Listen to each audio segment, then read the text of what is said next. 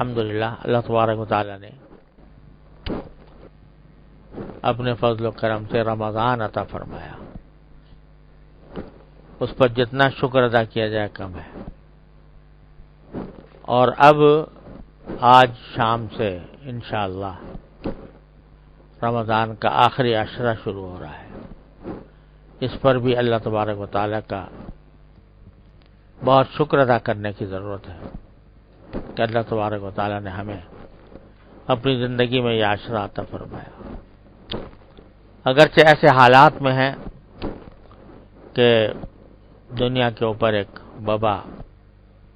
کا خوف مسلط ہے، لیکن الحمدللہ جو صاحب ایمان ہے اس کو کوئی پریشانی نہیں ہونی چاہیے۔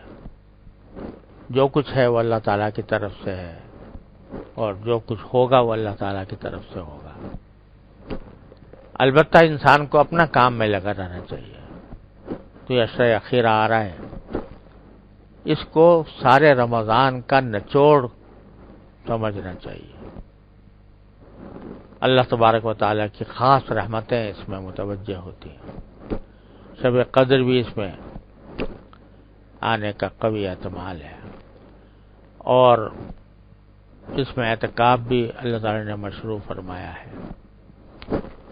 آج کل کے حالات میں بہت سے لوگ پوچھ رہے ہیں کہ اعتکاف کریں یا نہ کریں، تو میری گزارش یہ ہے کہ ضرور کریں۔ البتہ جو بہت زیادہ مجمع لگانا، اس طرح کے سب آپس میں گڑبڑ ہو، اس سے پرہیز کرنے کی کوشش کریں، اور جو اپنی رہائش گاہیں ہیں ان کے درمیان فاصلہ رکھیں، تو پھر اعتکاف کرنے میں انشاءاللہ کوئی حرج نہیں ہے، بلکہ انشاءاللہ ثواب کی امید بہت زیادہ ہے۔ اور اعتکاف کے نتیجے میں جو دعائیں کی جائیں گی، جو اللہ تعالیٰ کی طرف رجوع ہوگا، تو اس سے انشاءاللہ اس وبا اور بلا کے دور ہونے کی بھی توقع ہوتی ہے۔ لہذا اس کو خوب اہتمام کے ساتھ یہ کام کیا جائے۔ اور جو راتیں ہیں خاص طور پر عشرہ اخیرہ کی، وہ بڑی اہم ہیں، اور ان میں ان کو راتوں کو جلسوں میں، جلوسوں میں، تقریروں میں، تقریبات میں ضائع کرنا،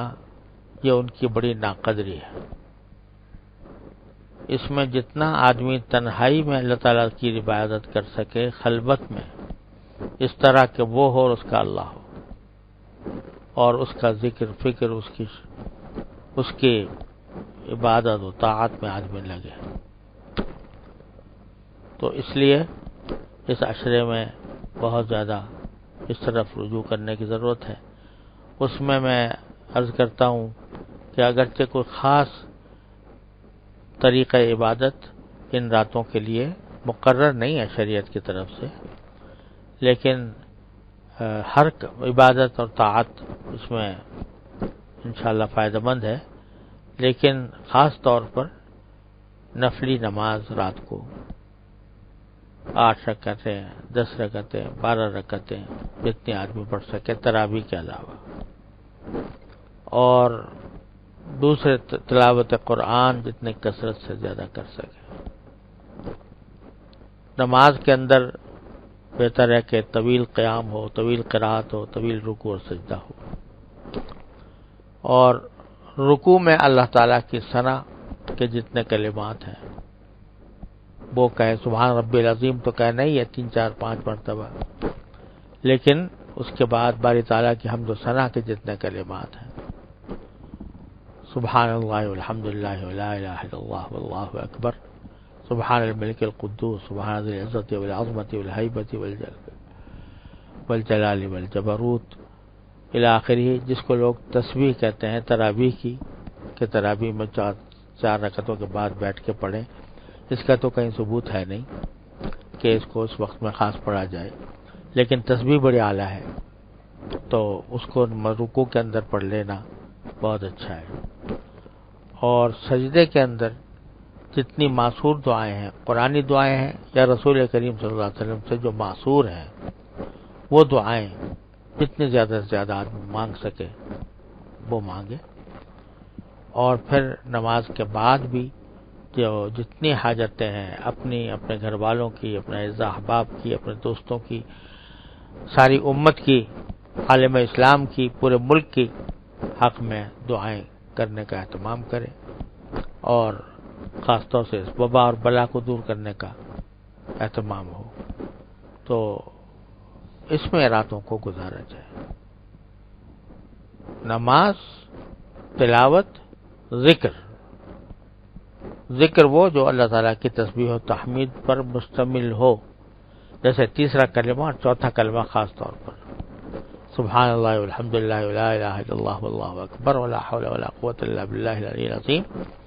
اور لا الہ الا اللہ وحدہ لا شریک لہ لہ الملک ولہ الحمد